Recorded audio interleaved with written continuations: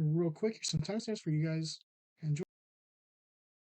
Welcome back, guys. I know I mentioned briefly that I was wanting to do some more Spider-Man related content. We're back at it a little bit with some Spider-Man movie rankings. Real quick, I'm going to set these guys in order of when they came out, or at least I'll group them with their other tree, their other movies in order. We'll do Andrew Garfield before that. Yeah, we'll do it like this. Okay. Obviously, we have to start with the original Spider-Man 2000 and I think 2, Sam Raimi's first superhero movie. I'm gonna be honest, this is my second favorite in the trilogy, but as a superhero movie, like nowadays, when you compare it to primarily the MCU, a few DC movies, I would say this isn't as good, but big but this is my fucking tier list ranking. So I'm gonna be honest. I really like this movie, and I think this is my favorite origin movie of all time. Yeah, I'd say it's my favorite movie, origin movie of all time, and one of my favorites out of all of the movies. Honestly, um, I mean, let's go a little. I'll go into a little detail on each movie. And once I'm done talking about all of them, I'll try to give some my perspective on them, and then rank them. Because I'm gonna be honest, these are all kind of difficult to rank. Um, all right. Obviously, Spider-Man One. It's the first movie to do the classic Uncle Ben getting shot, getting capped, getting domed. Um, I guess we can start with Peter Parker. I guess I'll actually start there. If I'm gonna compare the Peter Parkers, I'd say Tobey Maguire's movies are the best Peter Parker related. I wouldn't say Tobey Maguire my favorite actual Peter Parker. I, how Tobey acts throughout the whole trilogy. Sometimes he's balling, and I actually really love Tobey. And sometimes I feel like Tobey's really weak, especially compared to others. I don't really love his Spider-Man. He seems so stiff in monotone when he's actually, in the suit being Spider-Man. And I think part of that is because, at this time they didn't have the CGI lenses that like Tom Holland's does. But I feel like even at that, our Andrew Garfield does better at actually acting under the mask. I don't think Tobey Maguire really loved the character of Spider-Man, even like the way that even the either two did. I think Tobey Maguire just kind of went like, this is probably gonna be a really popular movie, at least at the time, and this is a decent bag. I'll do this. And I love Tobey Maguire, and I think he's one of my favorite actors. I always love seeing him in anything, but I don't think his Peter Parker or Spider-Man is really the best. Um, the movie overall, though, I love how campy and at times really corny this movie is. I mean, everyone always calls these movies that, and honestly, it's the perfect way to describe them. These three, this whole trilogy overall is a really hardcore, like 2000s era movies. And honestly, I kind of like it for that. It's got a lot of charm, especially as a kid who grew up in the middle of the 2000s. I don't remember watching Spider-Man 3 in theaters, and I might not have honestly, because I was probably 3 at that time. But I I find a lot of charm in him. Tobey Maguire was my Spider-Man. I know I've talked about at least the Raimi movies a little bit in my last video of the suit rankings, but Tobey Maguire was Spider-Man to me. I mean, he might not have been great, but he was Spider-Man. I was really upset when they announced the Andrew Garfield movies because I really felt like there was I didn't think it was possible for there to be another Spider-Man, Everybody is, Peter Parker, Tony Stark, they're people in my eyes. I never, understood that comics were even a thing, that there was hundreds of different versions of each character, So I was like, no, there's no way. Tobey Maguire was my Spider-Man. So I do have some nostalgia for him.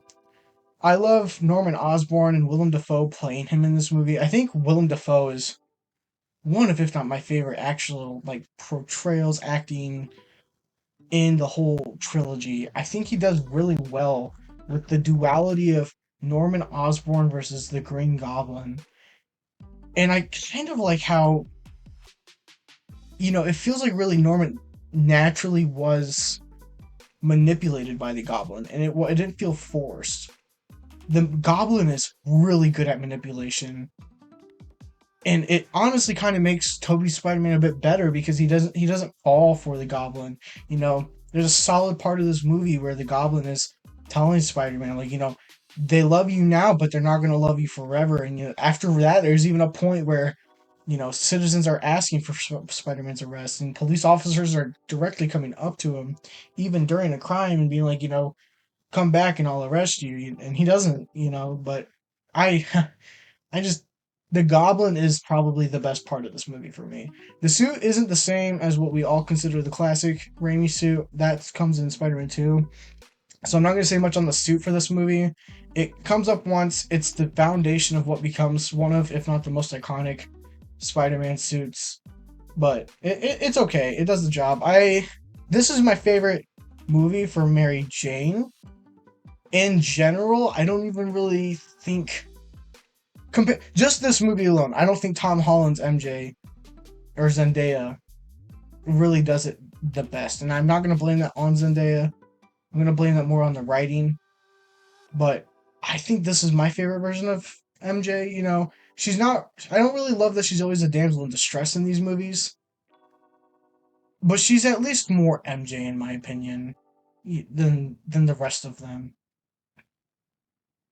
I like Harry Osborn in this movie too. I like that he loves his father, but at the same time he feels conflicted because Norman has never been nice to him, and you can tell that, Norman is very obviously abusive in his normal state, even though he, you know, I say a lot, goddamn. I'm sorry. I'm really just trying to like articulate my words for these movies. I did just watch this movie, so I'm kind of playing it in my head. I guess I'll say that right now.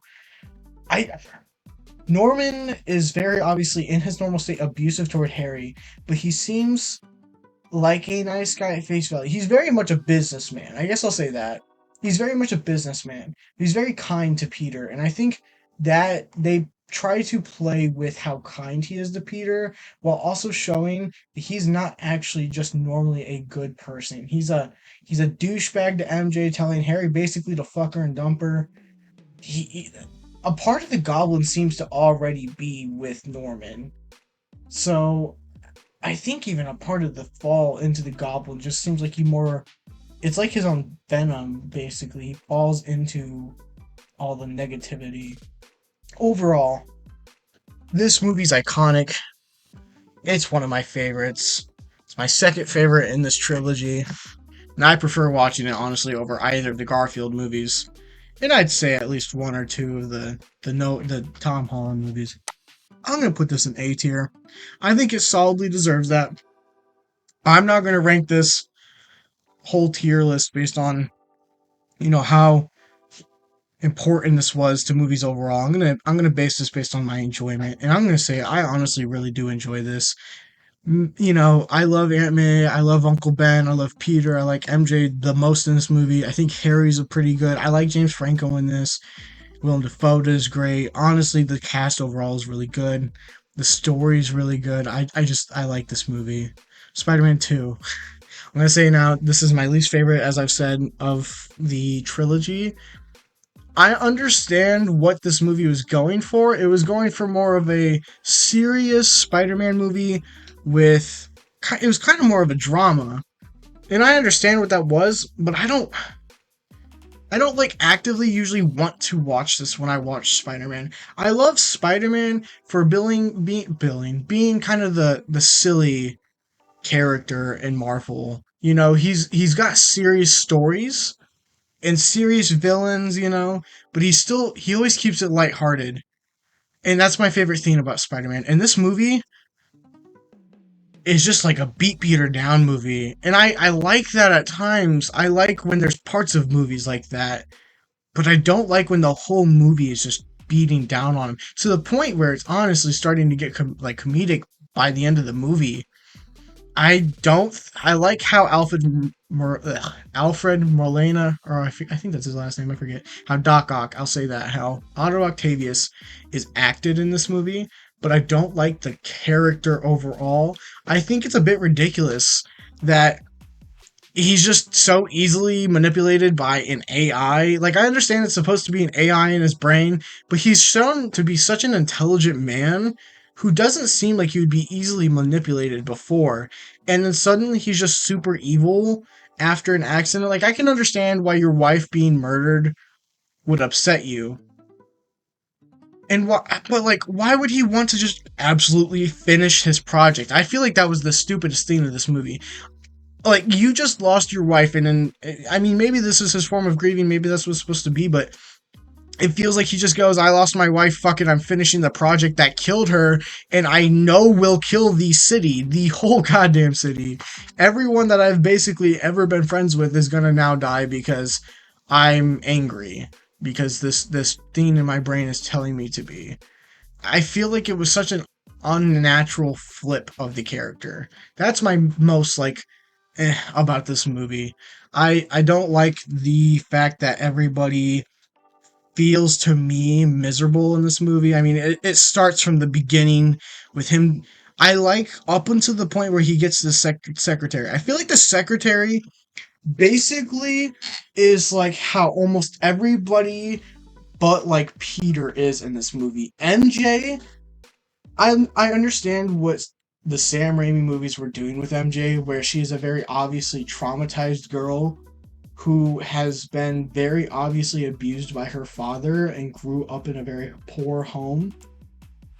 And I understand that. And I understand what they were doing with the character, but I just don't enjoy watching it. It's realistic, but that doesn't mean that I like it. I like realism in movies to an extent. I don't like when, characters are so obviously just depressed and it doesn't feel like it's for a thematic purpose. I guess is how I should say it. Like, it makes sense for her character to be that way, but for the movie, it doesn't make sense to me. She just feels like she's trying to get back at Peter for the fact that he doesn't want to be with her when he very obviously does, and I think she knows that. I think she even knows how that he's Spider-Man based on the end of the movie. I mean, she not the movie, but the first movie, she kisses him, and when he's walking away, she touches her lips again, almost like she's reminded of the same kiss that she had with Spider-Man. I feel like she then knew that he was Spider-Man, and yet she still goes and is going out with Jameson's son, John Jameson, and is getting engaged with him, and is very obviously rubbing it in Peter's face when, at minimum, he's just trying to be friendly with her. She just feels miserable. Aunt May, I can understand. I think she's supposed to be grieving in this movie, but she just seems miserable as well. I feel like Aunt May I can understand a little bit more, but Aunt May to me has always been kind of like Peter's pick me up character. When he's at his lowest, Aunt May is always there to pick him up. Whenever Peter needs guidance, she's always there. And it feels like in this movie, at least at one point, she just kind of gives up on him. And I don't feel like that's Aunt May. To be fair, or to be honest, this is my favorite Aunt May, just based off the first movie and the third movie. But in this movie, I don't like her. I I like Peter's story and I understand its purpose. And I think this movie has some very great action. I love the train scene. I don't really love the train fight. I think there's better fights. But after the fight where he stops the train and all of New York, basically, I mean, not obviously, but everybody or not everybody, but basically, it's supposed to be New York, realizes that he's just a kid, and then they choose not to just reveal his identity. They give him his mask back, and they even try to defend him from Doc Ock. I mean, obviously, they get pushed to the side and he gets taken anyway, but I just, I don't like it. Doc Ock feels like a worse version of Norman. Norman's shown to kind of be like a father figure, and then, Peter's like, no, my actual father figure was Uncle Ben. And in this movie, similar to Norman, Doc Ock is more of a mentor figure, and then he ends up being his villain and ends up sacrificing himself. I just I don't like this movie so much. It's not bad. It's a good actual movie, but for my entertainment purposes, I gotta look at the rest of them before I actually rank them. Because I'm gonna be honest, you guys aren't gonna like where I actually put them. Um, I gotta put it here. Entertainment purposes. Story, like what the actual movie is about and everything. I understand, but what I would like to watch in a Spider-Man film, it's got to be in C tier. I don't love this movie. Spider-Man 3 is like the polar opposite. It's like garbage when it comes to like plot, what it's actually doing. The characters aren't really that good. I mean, Eddie Brock, he's kind of ham-fisted. Understandably, Sam Raimi didn't like Venom, didn't want to do Venom. The studio forced him to. He wanted to mainly do Sandman. And I think Sandman in this movie is great. I like Sandman. I love that beautiful scene where right after the like reaction where he's in the spinny spin jig, he's comes out as Sand and he tries picking up his daughter's locket and he can't. And then he finally can. He just gets up and he starts going. I think it's a beautiful scene. Um, I love how I love the like silly goofy scene that everyone knows where he's being cocky and he's walking around, he's dancing. He thinks he's the shit, but the thing is I don't. He thinks he's the shit throughout the whole movie, and I don't like that because it feels like he's had the symbiote from the beginning. The symbiote just feels like it makes it slightly worse. Not like it's a change of Peter. It feels like it just makes Peter worse. Which I guess maybe that is what they were going for, but I don't think that's actually what Venom is supposed to be. Venom is supposed to bring out the darkness, not just make it worse. Peter's always been like I said, I love Spider-Man for being might be a really dark story, but he's always cheery and brightful, and he keeps going even when he doesn't feel like he can. But in this movie, it just feels like he's a piece of shit throughout the whole thing, up until the very end where he then just watches his best friend die. Um, Mary Jane, I so stupid in this movie. She knows she's going. I understand once again what she's doing. As a person myself, I would want my partner to be understanding of my problems. And I think what it is Peter was trying to be understanding, but he was making it more about him. And I think that's definitely what it was. I don't even think it definitely was that. It wasn't I think. Um and I can understand why that upset Mary Jane. But I feel like also she partially has a problem with the fact that he's just Spider-Man. She knew he was Spider-Man and she still chose to be with him. So goddamn, that's your own fault, girl. Get over it. I can understand the conflict, but I feel like it is a little bit ham-fisted, and MJ once again kind of makes it all about her. And that's one reason I really just don't like MJ. She's always the damsel in distress, but always thinks it's just about her. Ah, gosh. I just don't like MJ in these movies, other than the first one. Peter, like I said, I think he's just always a piece of shit. Harry, I didn't really talk about it much in the for the second movie, but Harry in the second movie is comedically ridiculous with how angry he is with Spider-Man, and him figuring out that Peter was Spider-Man, I think had to happen. And I kind of like what they do with Harry in this movie. I enjoyed seeing what Harry was like before basically any of the movies. I enjoyed seeing Harry like happy. And I honestly like seeing him gain his memories back and starting to be angry again. But I don't like the fact that he just went back to how he was in Spider Man 2, where he was comedically just angry. Although I do like his redemption, where he comes back to help Peter, even after it all. But I think it was stupidly done with the butler just being like, oh yeah, after all these years, Harry, I should tell you, it was your father's glider that killed him, not Spider-Man. Like, that was so stupid. And the butler did nothing fucking else in any of these movies, and then he's the reason that Harry has his redemption arc. So stupid. I like Harry to an extent, and at the same time, I just hate him in these movies. Um, Aunt May, like I said, I actually really like Aunt May in this movie. I really, this is my favorite Aunt May by far. Um, Other than that, this movie is just really entertaining. Eddie Brock's a little ham-fisted. Gwen Stacy, I could have done without her being in it, but I understand why they brought her in it. Um, Entertainment purposes, this is my fucking favorite movie to just put on and watch. This isn't even a movie that I put on in the background. When I'm watching this to watch it. I really enjoy this movie. It's not like movie wise the best Spider-Man movie, but it is my favorite to watch. Now moving on to the amazing Spider-Man duology, starting with the first one. I used to really hate this movie. I actually used to prefer the second movie over this one. Honest to God. Um, I think that's because I also really didn't like the suit.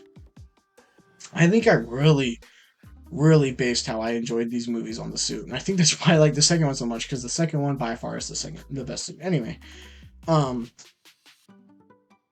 I'll start off with, as you guys heard in my Spider-Man suit ranking, I actually really do enjoy this suit now. I like the yellow eyes. It's not my favorite, and I don't think it's close to my favorite eyes wise, but I've grown to actually enjoy him. And I think it looks good in this movie. I think with the darkness of this movie, the eyes fit it. Suit as well. I used to not really like how dark the suit was, but I think it fits this movie. Peter in this movie, I actually kind of like it because he's more of a teenager than just a character in these movies. He feels more real. Even if he's supposed to be the nerdy kid who rides a skateboard, which that's not really, actually it is kind of realistic. I have seen nerdy kids, including myself, do things that aren't really normally considered nerdy to kind of seem popular. So I guess it kind of fits, but the fact that it's so much a part of his character, I don't think really fits his character. I like how angsty is he is though. It I personally, through people I know and myself, have seen that teenagers overall are very much angsty in the way that this Peter Parker is, and I like that. I like how real these movies feel. I think Mark Webb really did go with the realism overall in this. Just this movie. I think the second one he kind of let it go a little bit, but this one I think it actually works to the benefit of it. It was different from the Raimi movies, which is nice because it was only 4 movies or 4 years after the third one released. Um, but I like Peter in this. I think him actually learning to be Spider Man was nice. Not just learning how to, actually swing around as Spider Man, but learning what it means to be Spider Man felt nice because I was so angry at first that it felt like he didn't learn his lesson. And I feel like at least after the bridge scene, he really realized that he needed to not be Spider-Man for his own self, but for New York. And that's at least for me is how I feel about it. I like this Aunt May. I don't really know where I'd rank her under the Aunt Mays, but I like this Aunt May. I think it's really funny that the actress who plays her really didn't know anything really about Aunt May, and that she actually hates these movies, except for the fact that she got to basically act with just Andrew Garfield. Like that's the only part that I've been told she actually enjoyed about these movies. I think that's funny. Um, Uncle Ben, I feel like is a realistic person. I think Uncle Ben overall is usually more of like a figure than a person, and I like that in this movie he's flawed still, like a real person. That's what I enjoy about like this whole movie overall is everyone feels real. Gwen Stacy is like the most unrealistic feeling person, and it's just because they really play into the fact that she's the love interest, and I think because everyone knows she's gonna die, they kind of play into it too. Um, gosh, entertainment reasons though, this isn't one that I usually put on there. I have many times. I'll start off by saying this: I have a thing where I really like at certain points in my life just watching movies to go to bed. And this was a movie that for a solid chunk of time I always watched to go to bed every single night. But I don't usually what I think I want to watch a Spider-Man movie say I want to watch this, but I definitely would rather watch this than Spider-Man 2.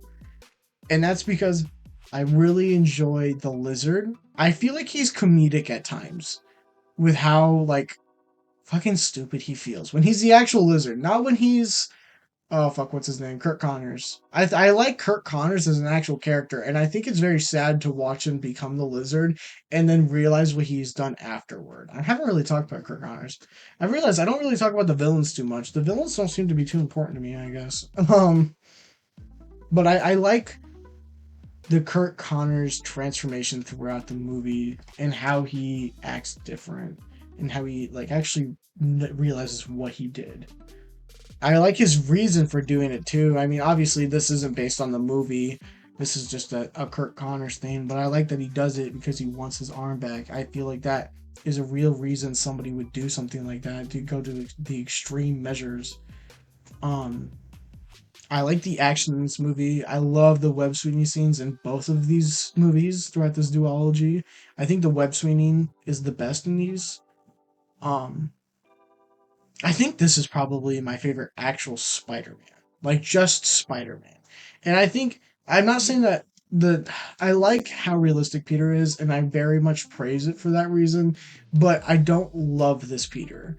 I still like the happy-go-lucky version of Peter where he just keeps getting up. And this one feels like he keeps getting up, but I still feel like he has the battle scars where I feel like usually Peter keeps those battle scars but still is happy. This one always still feels sad afterwards. Um I don't know how else to describe this movie. There's so much. I think I've even done a review on this movie. Or at least I had a theme for it. I guess I'll be honest, my old like movie reviews were very cynical because at that time I watched a bunch of YouTubers who were super cynical about everything, and it kind of made me that feel that way about a lot of movies. But I've grown out of it, and I've come to enjoy a lot of movies I used to really not like because of that. Um, Moving on to Spider-Man 2, or The Amazing Spider-Man 2. Dear Lord, this is a movie. This is a movie. Um, Gosh, how do you describe this movie? It's everywhere. It's like Spider-Man 3, but I don't think it's as funny to watch. So I don't want to watch it as often as Spider-Man 3. But I definitely like putting it on because there are parts of this movie that I really like. I love this suit. I am one of the people that when this suit inevitably is in an Insomniac excuse me, I am so sorry. I just had dinner. When this is inevitably in an Insomniac Spider-Man game, I'm only going to use this for years of my life. I love this suit. And this movie kind of made Peter more of the normal Peter. Like I said, I think in this movie Mark Webb kind of let go of the ultra realism. Oh, real quick, I need to mention because this is a big theme in this movie. Not as big in the other movie, but it's a big one in this movie. I really don't like how much emphasis is on goddamn Peter Parker's parents. I've never ever once thought anything about Peter Parker's parents before these movies. And I don't care that they're never I hope they never show back up again as being like an important figure in Spider-Man movies because that that is the thing I dislike the most about both of these movies. And this movie is even worse about it because in the other one, it kind of was okay. It kind of made some sense, Peter's dad worked with Kirk Connors. It kind of helped the plot move along more. This when it's in this movie though, it brings the pacing of the movie to even more of a halt, and it makes dumb things happen. Like, I mean, for God's sake, after years of using a calculator, I think you would have heard if there was a bunch of medallions sitting inside the goddamn calculator. And on top of that, how the hell do you know what to do with the medallions? Somehow Peter just knows that when he goes to an abandoned train station, and if he puts it in a certain thing, suddenly an old train is just going to pop up with like years of his dad's like research, and somehow his dad is gonna like know Peter finds it. I don't know. It's so fucking stupid. The only reason or the only thing I've ever kind of enjoyed about the parent scene is like the deleted scene that they had with the father, and that's it. Nothing else about it. I have not liked the parent thing. Um, I think the reason I kind of forgot about it in the other movies, like I said, it's not as important to the plot. I mean, it is to an extent, but they don't emphasize it as much as in this movie. I think this movie also struggled with the exact same thing that Spider-Man 3 did, which I think is more of a Sony problem rather than the director's problem. So I can't blame Sam Raimi or Mark Webb for both of these movies having this problem, but too many villains. And these villains, there's not even one, in my opinion, that's really good. I think Electro's okay. I think the idea that he just wants to be recognized, because there is also, once again, a deleted scene, and this one should have 100% stayed in the movie, where it's shown that he's like trying to fix an electrical problem in his house, and his mom's kind of a piece of shit to him. And I think that's a big reason why he is the way he is. I think that honestly should have been in the movie, like I said. I would have liked Electro a lot more then, I think the scene with him in Times Square is a bit. It kind of is campy or corny, one of those two. But I like it for both Spider-Man and Electro. I actually don't mind that scene. It's like the only action scene in this movie that I don't feel like is stupid in some form or fashion. Dear God, I don't even remember all of this movie when I think about it because there's so much that happens. Dane DeHaan's Harry Osborn is suddenly launched in this movie, and it's like Peter knows him so well, but I don't even think they mentioned Harry Osborn. They mentioned Norman Osborn, but I don't think they ever mentioned Harry Osborn in the other movie. Suddenly, Harry and Peter were really close. They had all this history, which I think they did a decent attempt with just throwing him into the movie and kind of making it seem like they were friends. Like it, I felt some chemistry, mainly in the scene where Harry or Peter shows up at Harry's house, and they're talking about like how Harry used to do his hair and how his, well, not how Harry did, but how he used to have his maids do his hair. Like I liked that scene, honestly. That scene made me kind of like Harry, but that's the only scene I really liked Harry in this movie. I think his goblin shit is so stupid. I think Peter not giving him his blood just to see if maybe it'll help Harry. I mean, I understand why Peter didn't, but I think it was still stupid. Um, I think honestly, Electro was like a worse version of Sandman, and Green Goblin is a worse version of Venom. Like overall, this movie is just a worse version of Spider-Man 3. But because it's so stupid, I still kind of enjoy it. Aunt May, once again, she got toned down a lot in this movie. They didn't give her as much to do in this movie, but I still think she's okay. I haven't talked about Gwen Stacy much. That's just because I don't have many feelings towards Gwen Stacy. I think Gwen Stacy's better than MJ in Spider-Man 2 and Spider-Man 3, but she's nothing like fantastic. I think these movies really tried to benefit off of the fact that Andrew Garfield and Emma Stone were both together during this time, especially in this one. They really tried like letting those two just kind of do their thing, which I think was a bit much because there's a few scenes where it's like, I understand they like each other. Can we move on, guys? And there's a lot of scenes where it's kind of, I mean, not really that they like each other, but it's like, I get what you're saying. Can we move on with the scene or the movie? And I think Gwen Stacy getting ready to leave for college was a bit stupid. Honestly, I would have been okay if they didn't include that plot point. I just overall, this movie is entertaining to watch, but more of the like, what the fuck is happening kind of entertaining. So, you know what? I'm gonna do something. I'm gonna do this. It's more entertaining to watching this, but I find these two more entertaining. God, no, entertain. No, I would rather watch these three than these two. Yeah, I'll go with this. Now, Spider-Man: Homecoming, the beginning of Tom Holland's trilogy for now, which might end up being more. Who knows? He's on an acting break right now. Homecoming. There was a point in time where I thought this was the best Spider-Man movie. To be honest with you, like an honest, overall, just a better Spider-Man movie than anything that had come out yet. I don't really agree with that. I would think as a Spider-Man movie, the first Sam Raimi movie is the best one. But I still think Homecoming's good. I I guess you kind of have to talk about Civil War. Not really. They kind of mentioned Civil War in this movie. I like Tom Holland's Peter Parker. And I didn't talk about it much. I like Andrew's Spider-Man the most. I think he fits what I think of Spider-Man the best.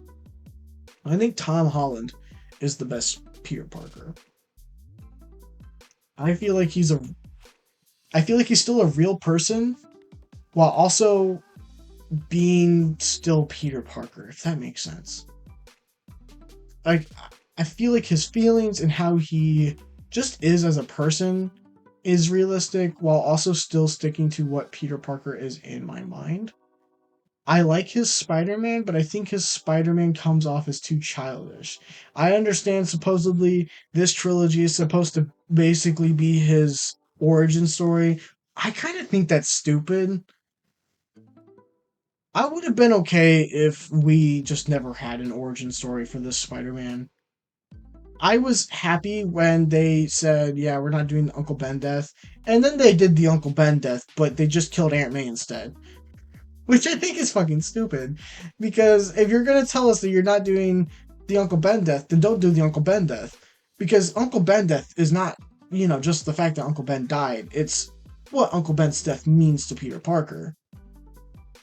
And they still fucking did it. So anyway, um, gosh, I don't really like Liz Allen.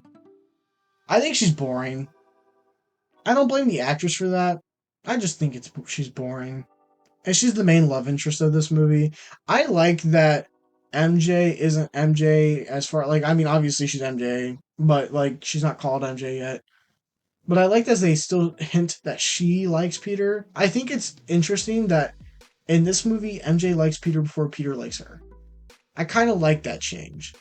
And that he's even blind to the fact that she likes him because that's so realistic. I myself have had so many situations where it's like, oh, you liked me since when, And I also like that he's so like awkward with everybody he likes, and it's so real. I mean, let's be honest. Unless if you are like the douchiest person in the world, for the most part, or douchiest or confident. There's nothing wrong with being confident, but there is definitely a problem with being douchey. I wouldn't say they're the same thing, but when you're talking to girls, sometimes it comes off the same way. But I think it's very real how awkward and it feels sincere. I don't know why I'm focusing so much damn on how Peter overall in all these movies is with women. God, I that's that. I think I have a problem. Anyway, um, I also really like Ned. I know Ned is supposed to just be Genki, but they didn't want to call him Genki because Genki's for Miles. So I like that he's still here and that they just made another character Genki so that Genki could still exist for if they do Miles. I still like that. I think Ned's funny in this movie. I really like the scene where the principal walks in and she's like, "What are you watching?" And we all know what he says. I'm not gonna say the funny line for YouTube purposes, but we all know what he says. Or what are you doing? I mean, what are you doing? And we all know what he says. He's watching something. I really like that he really enjoys that he's the guy in the chair and he like really enjoys being Peter's sidekick, especially after he knows that Peter's Spider-Man. And I like how natural it was for Ned to find out he's Spider-Man. Peter's just coming home. He forgot that Ned was coming over, and Ned just watches him crawl in through the window and then jump down from the ceiling in suit. I think that felt really natural, and I could see that happening if Spider-Man was a real person. Um, I don't. I feel like it's a little obvious at points that Peter is Spider Man. Like, I mean, let's be real. Even Vulture does it, but Vulture seems to be the only person to realize it. But Spider-Man suddenly showing up in Washington D.C. when his school's decathlon team ends up in Washington D.C. is a bit odd, like weird, especially when Peter is a part of the team and then bails on the team like the last second and then reappears back on the team last second and then isn't there. You know what I mean? Like it's a bit obvious that Peter's part like Spider-Man. They definitely could have done that better, but I think they only did that for Vulture to realize. But I like no spoiler alert and like way ahead of the line, but the way they did No Way Home where everyone knows Peter is Spider-Man should have been done in Homecoming basically because that was so obvious. Honestly, all of the movies make it really obvious that Peter is Spider-Man and somehow nobody knows but like the Avengers. um Speaking of Vulture, I really like Michael Keaton in this movie.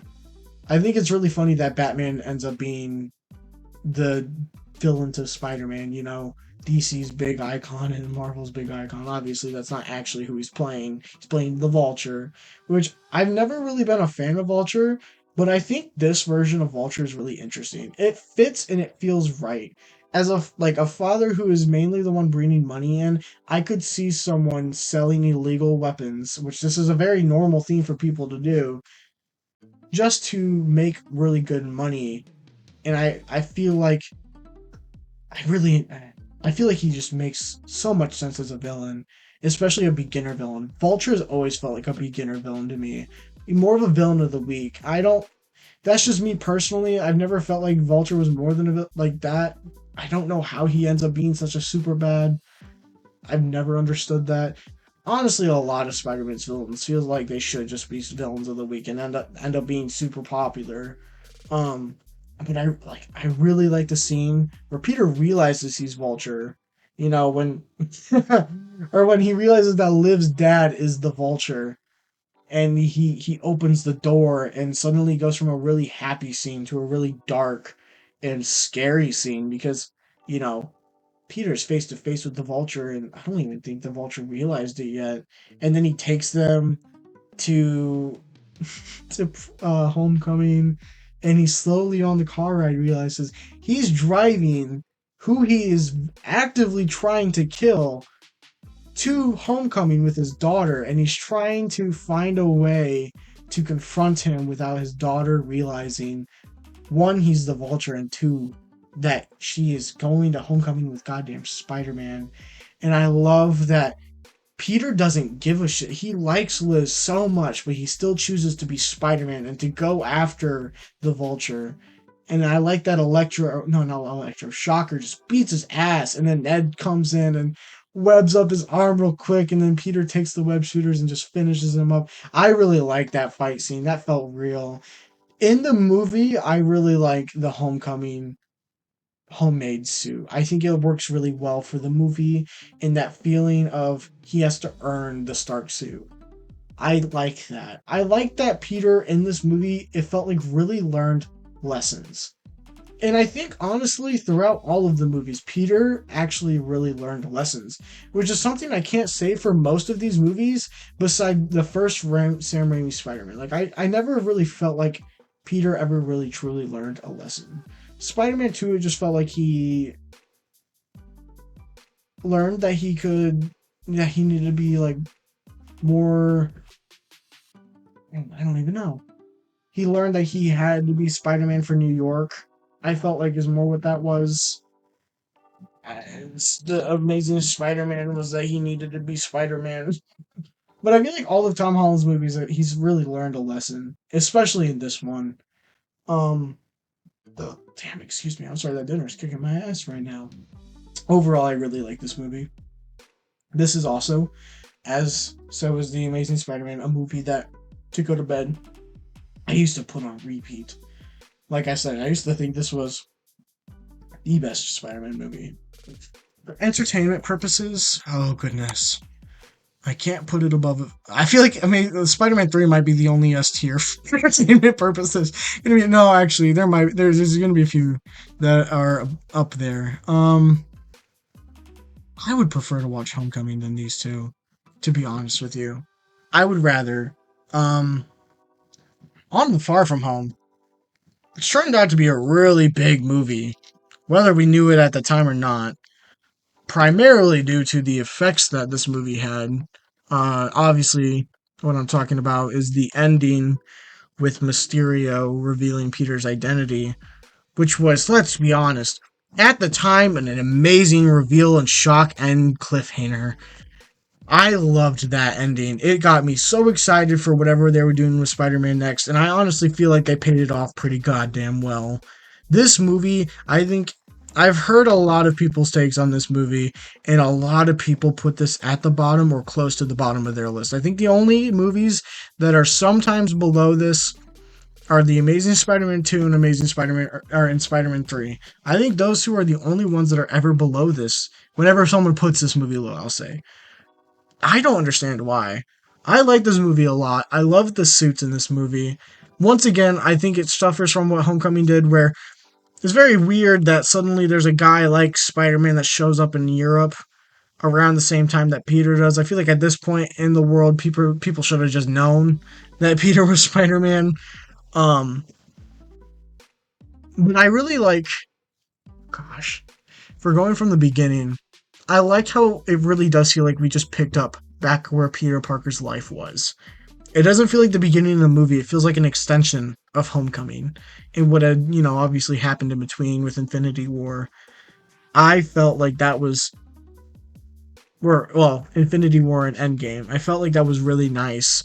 It really smoothly just happened.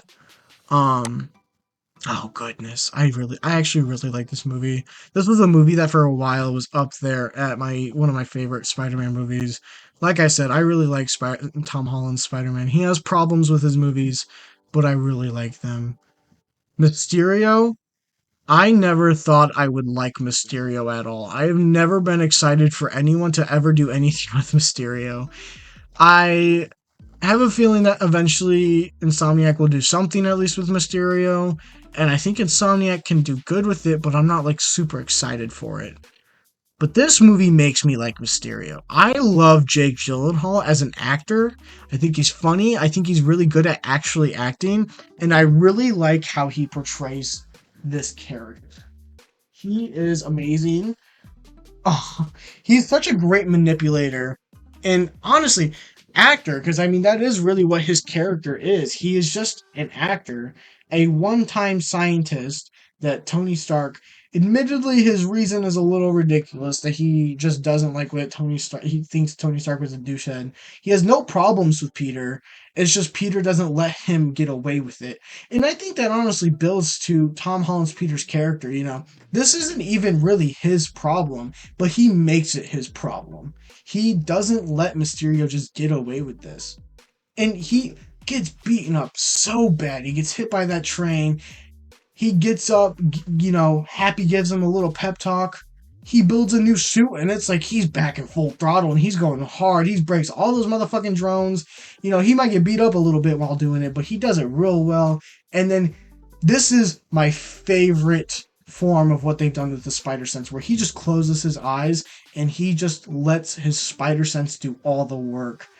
And I really like that ending where yeah, gosh, I love the ending of this movie where Mysterio gets shot by his own drone, and then I think it's a little weird. I don't really know how he did it, but he records this video, where he just drops Peter Parker's name right after Peter thinks all of everything's back to normal. He's back in New York. All of his problems are okay, and then suddenly he's got to deal with his identity crisis.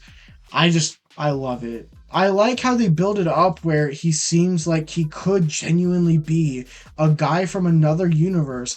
Funny enough, this is the beginning of the multiverse. I don't think it genuinely was, but I think the idea of it really did start here where they thought we could get away with it because they really make it feel like there is a multiverse and that Jake Gyllenhaal's Mysterio is genuinely a superhero from another one. If you're going into it not knowing Mysterio is actually a villain, I think that would work really well and it would be shocking.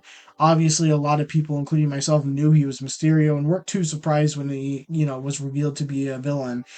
And that he even is kind of the same as what Mysterio really is, just an actor with a whole bunch of illusions, except for this time it's with technology instead of, it was always technology. But anyway, I really like this villain.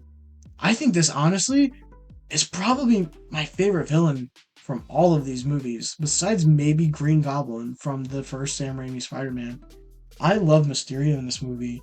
I think the natural flow of how slowly Peter starts to actually get to really talk to and know MJ, and then, he has to just tell her, I'm Spider-Man, and you are now in danger as well because of this, I think that was really good. I really like the sudden twist, like the sudden change where Mysterio's like, it's your fault that I have to kill Peter Parker. I really like that. I just love. Now I'm thinking, I like this movie so much more than I remember. I think I like this more than Homecoming. I think for the vibes, Homecoming fits what I've always liked, but that's because I just got out of high school, and Homecoming gives high school vibes. Like it feels inexperienced and like the teenage feeling of wanting freedom. It really fits that. I think I really like this more than Homecoming though. I really like this movie and I enjoy watching it. I love what they did with this movie. I think the Nick Fury aspect is a little forced. I understand what Sony did was they told Marvel if they were going to have Spider-Man in the MCU, they had to have one big character also in the movie of Spider-Man. I don't think they needed to do that, and I think honestly it makes some of the movies worse. I didn't mention much Iron Man being in Homecoming, but that's because I understand why people don't like Tom Holland Spider-Man for part of the reason that he feels like a Iron Man fanboy or like he wants to be Iron Man. But I don't think it's that Peter wants to be Iron Man. I think he wants to be what his version of Iron Man is. In his eyes, Iron Man is this really great leader and this really great superhero who is always been willing to do the right thing, which obviously we've seen from the MCU that Tony Stark isn't always the greatest person. But I think in Peter's eyes, he is. In Peter's eyes, he is like a mentor. And I think in this movie, it kind of becomes Happy, which makes me like Happy more. This movie, I think, is a really great character story for me. I think this makes my opinion on characters better. I like Ned in this movie. I like that scene where, Tom Spider-Man leaves and Ned is like looking at MJ. He's like, I knew before you. Like, I think that's really funny. I just really like the characters. I honestly really like what they did with this movie. I have to put it above Homecoming and the rest of them. Feels weird because there's so many A tiers. I can't. No, no, you guys won't like that. I'm gonna bump this down because I think this belongs down here in B. I think these three deserve to be on the same rank, but I don't think Amazing Spider-Man does. Yeah, you guys are gonna like that Spider-Man 2 is the bottom, but honestly, for entertainment purposes, it is. No Way Home. Come on. This is a personal experience. I had so much hype for this movie. I was really invested in all the Twitter leaks and supposed rumors about this movie that built up my hype even more. I remember when the photo of Andrew was dropped and everyone went crazy. And oh my goodness, they honestly, the marketing made me even more happy because it looks so cool. I like what they did with Doctor Strange. I think Doctor Strange and Spider Man is a really good duo. It's my favorite that they did with Tom Holland Spider Man so far. I think he works better with Doctor Strange than Iron Man and Doctor Strange. Um, oh goodness, this movie. This is the only theater experience I've ever had where I felt like everyone was one. Not even my Endgame movie theater experience was the same. My Endgame movie experience was so tame compared to everybody else's. I think I might have heard one hoop at one point in that movie. I personally felt a lot of excitement. It got my heart pumping. I was really happy. But I have never seen a movie theater that genuinely made any noise until I got to No Way Home. To be fair, I watched them in two very different theaters. I watched No Way Home in a bigger city's theater compared to I watched Endgame in a little bit of a smaller town, not a small town, but like a small city theater. But No Way Home's theater experience partially is the hype behind it. The theater experience is partially why I love this movie so much. But I've even watched this movie on DVD, and I know a lot of people say that when you watch it on DVD, it doesn't feel the same. And I'll admit it doesn't feel the same, but I think that's because I know what happens now, and there's no surprise that I have.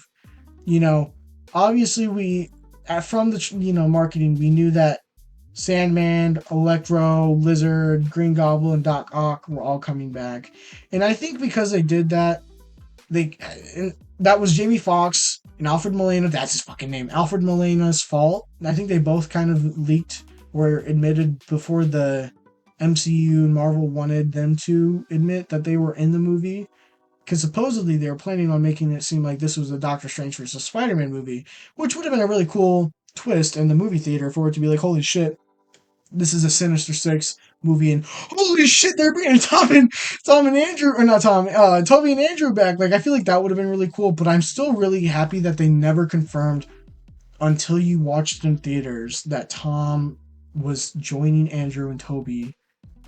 I feel like it kind of made all of the Spider-Man a little bit weaker, to be honest, that they had to have three Spider-Man to take down three villains, or six villains. Yeah, six villains that they all had, or the two of them had beat Solo. I think that kind of made it a little bit weaker, especially with the fact that both Toby and Andrew had faced at least two villains at the same exact time. I know Toby also had Harry help him, but for a decent amount of time, he was soloing them until Venom was able to just hold him down and Sandman beat him. But even Andrew was able to beat Electro, and then straight after that, Green Goblin kind of beat Green Goblin. I mean, Green Goblin kind of killed Gwen Stacy, but still. um, I don't know. This movie so much hype. It's so hard to talk about this movie without talking about before the movie came out.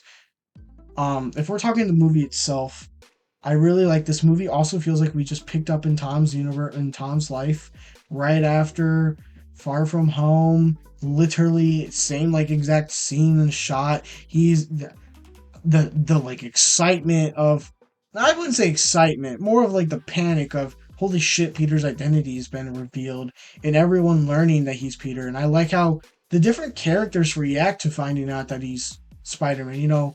I like that Flash kind of makes him do things for him just to help him, like swing me to school like 2 times a week, or like 2 weeks in a row. I think that's funny. I like how Flash kind of makes it about him with writing his book and be like, I was Spider-Man's best friend, when he was more of Peter's bully, and I think that was cool. I liked seeing how Peter didn't care about himself, but he cared about MJ and Ned getting into college more. Like, he really fought to get them that scholarship. And I think that really made me like Tom's Spider Man even more. He really feels like Peter Parker to me. And then I like, you know, he's sitting there on the bridge talking to the administrator, and then suddenly Doc Ock comes up. And I like that she's like, you know what?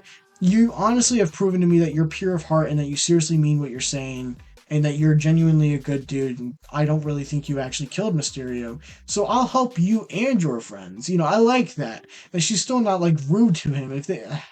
That's something Spider-Man 2 would have done. I am sorry, but that is something Spider-Man 2 would have done, and I'm so happy they didn't do that. And I like the Sinister Six one by one appearing, and Peter takes them all down really easily. Just Tom Holland's Peter, and then they just talk, and they're like, "Holy shit, we all died to a Spider-Man." And I like that. That kind of makes them not want to trust Peter because they're like, "You're Spider-Man too. We died to two other versions of Spider-Man, but you're still a Spider-Man. I don't know why we should trust you if you might even kill us." You know what I mean? Like that makes sense to me. This movie, there are flaws in it. I won't lie. This is just like an endgame level excitement Spider-Man movie, and I think that's why I like this movie so much. I enjoy this movie so much more than almost everything else. This is one of my favorite movies of all time, personally. But I think that's because this is the Spider-Man Endgame, and I love Spider-Man is one of my favorite, if not my favorite character of all time. I have really nothing else to say. This movie is just amazing to me. Moving on to Into the Spider-Verse. Yes, Across the Spider-Verse is out. Um, I'm not gonna rank that yet though, for one reason, and that's because it's part one and two. The story's not done, so I can't really rank it yet. So we're gonna do only Into the Spider-Verse for now because Into the Spider-Verse feels kind of more of a standalone film, and it could have probably ended here. I'm happy it did, but it could have. So talking about Into the Spider-Verse alone, I actually never watched this movie until like a year or two after it came out because I had no excitement for this. I saw that they had a whole bunch of different Spider-Man. I didn't one know who Miles Morales was. I had never heard of him. So I kind of wasn't excited for that reason because Peter Parker's always been my Spider-Man. It's a similar version of when Andrew's movie came out. When I was like, Toby's always been my Spider-Man. I thought he was the only Spider-Man. I didn't really know that there was another Spider-Man besides Peter Parker, so I felt weird. And honestly, I thought that Sony just came up with their own Spider-Man and called it a day. Um, but I love Into the Spider-Verse. I'm gonna say it now. I like No Way Home a little bit more. I enjoy watching it a little bit more, but I really enjoy watching the Spider Verse. We all know the What's Up Danger scene. It's probably the best superhero scene ever, and it's by far the best Spider-Man scene ever. I'm not gonna fight anyone about that. I really like all versions of Peter in this movie. I wouldn't say that. I would like Peter B. I like Peter Parker from Miles's world our universe, and I really like Peter B. Parker. Peter B. Parker, I really like. I like that he feels like he's kind of like Toby's Spider Man if Spider Man 2 never ended. Like his life, because he's Spider Man, just felt like it progressively got worse. And I kind of like that he did just kind of give up and that he gets hope in this movie because of Miles. And I like how different Miles is learning to be Spider-Man is and how he's like, wow, this is a lot like the comic version of what Spider-Man was like, like his Spider-Man. And he realizes, he is Spider-Man. I like the themes of anybody can wear the mask in this movie. There's Spider-Gwen, there's Spider-Ham, there's Peter Parker, there's Miles. There's a whole bunch of different Spider people. And I really like that about this movie. And I think they handle all of their characters pretty well. Like they give something to everybody, even though there's so many different characters to care about.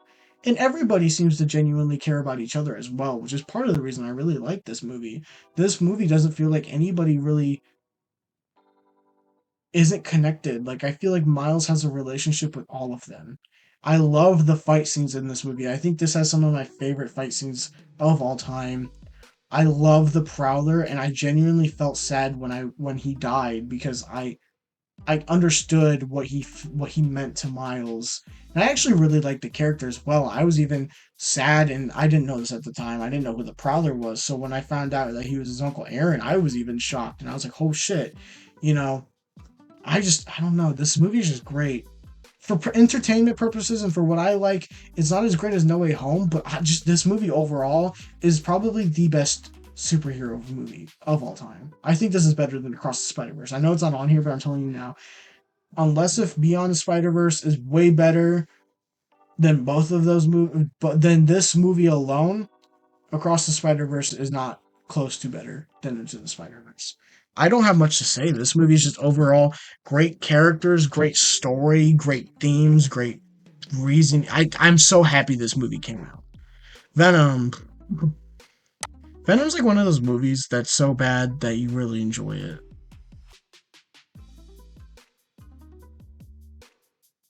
I still can't say I really like watching it.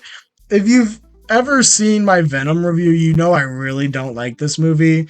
But that's just an actual movie. But for entertainment purposes, it's kind of like Spider-Man 2 or Amazing Spider-Man 2, where it's like it's really stupid. And how everything goes down is really stupid. And honestly, my favorite thing is the interactions between Venom and Eddie. That's really the only thing I like about this movie. I don't really like Eddie Brock in this movie. I think Tom Hardy does the best with what he's given, but I don't really like anybody else in this movie. I don't think anybody else's acting is good. I really don't like the main villain in this movie. He's not even entertaining. The main villain symbiote story is so boring and it grinds the story to a halt. The only reason I like this is the interactions between Venom and Eddie, and I like the like random crazy shit that Eddie does because of Venom. That's the only reason I like this movie. I don't have much else to say about this movie. It's just it's something. You gotta watch it to really understand. It's something to watch. All right, Venom: Let There Be Carnage. I was so actually excited to see this movie. I knew it wasn't going to be good because let's be honest, we all know when Sony says they're dropping a Marvel movie since Tom Holland and Amazing and Garfield's or not Tom Holland, since Toby and Garfield's movies, if they're dropping a Marvel movie, it's probably gonna be bad, and this one fits it as well. I actually like this one more than the original Venom, but it sure is not good. It's a little more entertaining to watch though because I really like Woody Harrelson. He is one of my favorite actors. I think he's great. He always knows what to do, and he plays kind of like crazy people well. I think Haymitch is kind of crazy, and he plays Haymitch well. I really like how he plays. Oh fuck, what's his name? Cletus Cassidy pretty well. I think the interactions between Venom and Carnage are actually really entertaining as well. Where Venom's like, "Nope, that's a red one. We don't fuck with red ones." You know what I mean? Like that's really funny. I like how I think I just like Venom in these movies. I think Venom himself is the best part of these movies. And I think that's why I like this movie is because this one does a little bit better with Venom, where he starts taking other people's bodies. He goes to what I think is a gay club, and I think it's kind of funny that they made Venom gay in this movie. I don't even have a problem with it. I think it actually kind of works well. I like it. I like how he just gets sick and tired of Eddie not letting him just eat people, so he's just like, "Fuck you, I'm gonna go take other people and then eat them." Yeah, or take other people and go eat other people. You know what I mean? Like I like that Venom goes solo and he doesn't just stick to Eddie anymore. He's his own character. Venom is. And Venom and Eddie are not just one person. Venom is one person and Eddie is one person. They just kind of work together. I really like that. I don't know what else to say. The action in this movie could be a little bit better, but I still think this is a really fun movie to watch. It's a good movie theater experience, and it's a good like sit back, watch it, have fun, make some jokes, eat some popcorn kind of movie. That's all I have to really say about this movie. I know it feels like these two I don't have as much to say, and it's because I really don't. You kind of just have to watch them to understand it, but they're both like really entertaining movies to watch. But honestly, that's all I really have to say. Um, this is my personal ranking of what I would rather watch in Spider-Man movies. It was honestly really nice to talk to you guys again. I don't plan on stopping, but yeah, I hope you guys have a great day.